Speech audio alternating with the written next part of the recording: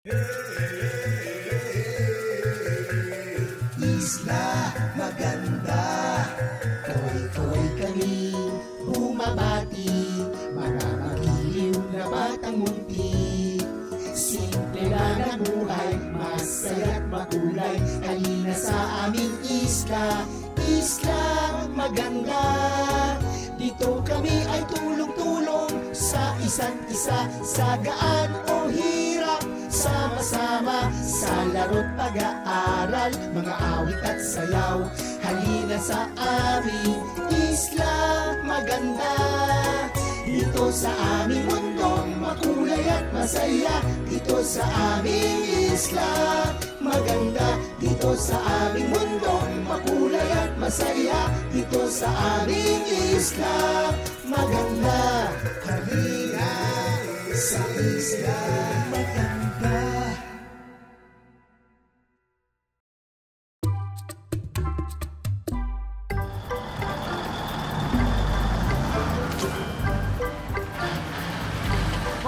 Dumaan na yung bumibisitang truck aklatan. Papunta na yun sa sentrong gusali ng komunidad. Magmadali ka na. Opo!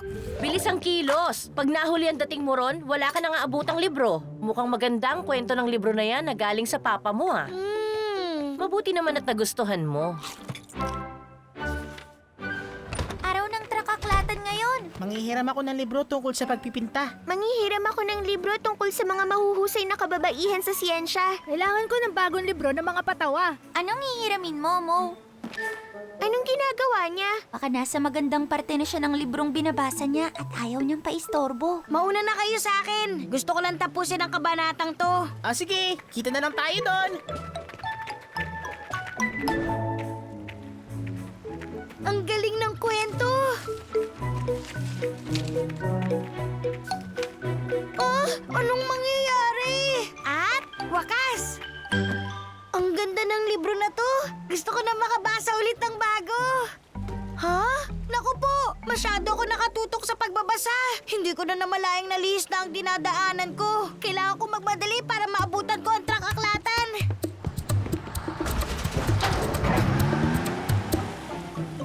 Nahuli na ba ako? Wala na ba yung truck? Kaalis lang. Saan ka ba nanggaling? Nagbabasa. Hindi ako makapaniwalang wala na akong mahihiram na bagong libro mula sa truck sa loob ng isang buwan. Kailangan kong pag-isipan kung paano ako makakarating dito ng mabilis sa susunod. Nasubukan mo na ba ang sapatos sa tigulong? Oo, pero hindi ko kasi mapigilan magbasa habang suot yun kaya nabangga ako sa puno. Eh kung sumakay ka ng jeep? Nasubukan ko na. Sa sobrang tutok ko sa pagbabasa, lumampas ako sa bababaan ko. Kinailangan pa ako sunduin ng mama ko sa kabilang dulo ng isla.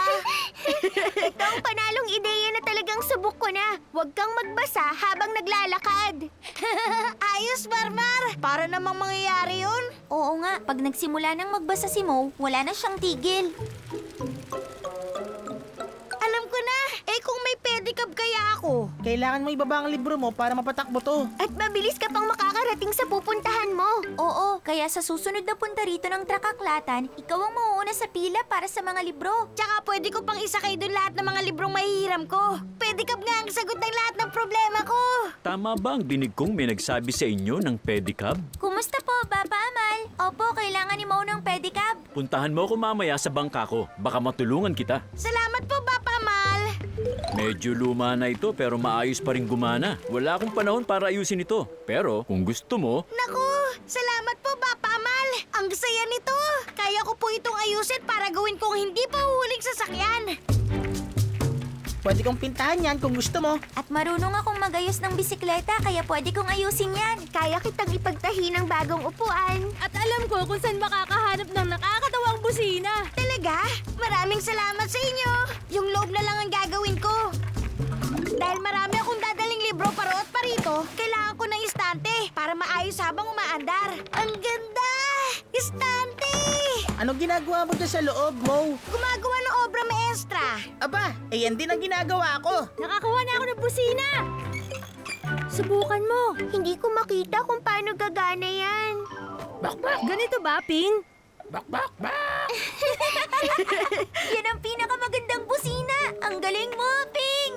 kakailanganin ko ng maraming libro. Eh yun naman ang buong silbi nitong pedicab, di ba? Para makakuha ka ng mga bagong libro mula sa truck aklatan. Oo, pero kailangan ko ng mga libro para subukan kung matibay ang starting na gawa ko. Pwede ako magdala ng mga libro ko mula sa bahay. Lahat tayo! Eto na mga libro! Oops! Oops! Ako po! Pasensya na! Ang daming magagandang libro! Salamat sa inyo! Subukan na natin ang istante! Kailangan kong ayusin ayon sa paksa o sa pamagat. Alam ko na! Ayon sa paksa at pamagat! Ang tagalan niya dyan sa loob. Natapos na ako sa ginagawa ko. Ako rin. Tapos na Ang ako. tagal-tagal ko nang tapos. Mo, hindi ka pa patapos dyan? Ayaw mo bang subukang paandarin ito? May kailangan na lang akong ilan pa.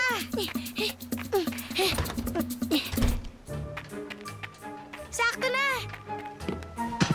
Tingnan nyo! Ang ganda! Nakakabilib yan! At ang gaganda rin ng ginawa nyo. Salamat! Ngayon, tingnan natin kung gaano kabilis ka makakapunta sa pwestuhan ng trakaklatan. Oorasan kita. Sige! Komportable ang upuan, Marmar. Kailangan subukan ng busina. Ping? Ayos! Handa na ako! May konti problema lang sa pagsisimula. Ayos! Eto na! Hindi mabilis ang takbo. Mukhang masyadong mabigat dahil sa dami ng libro at kung ano-ano pa. Akala ko magagawa ko, pero palpak pala. Aba, astig mo! Saan mo kinuha lahat ng librong yan? Pinahiram sa akin ng mga tao para... Pwede ko bang basahin to?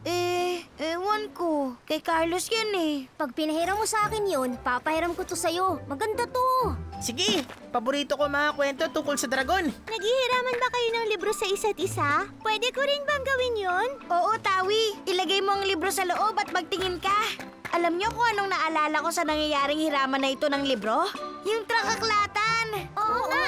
Mas maliit pala lang pareho nga! Siguro hindi ko kailangan ng pedicab para humabol sa trakaklatan. Siguro itong pedicab ko pwede maging trakaklatan. Oo nga! Hindi ka mauubusan ng bagong libro! Kahit pa kung minsan hindi ko maabutan ng trakaklatan, hindi pa rin ako malulungkot. Napakagandang ideya nito! Munting aklatan sa pedicab ni Mo! Magpahiram ng libro, humiram ng libro! Masayang magbasa ng libro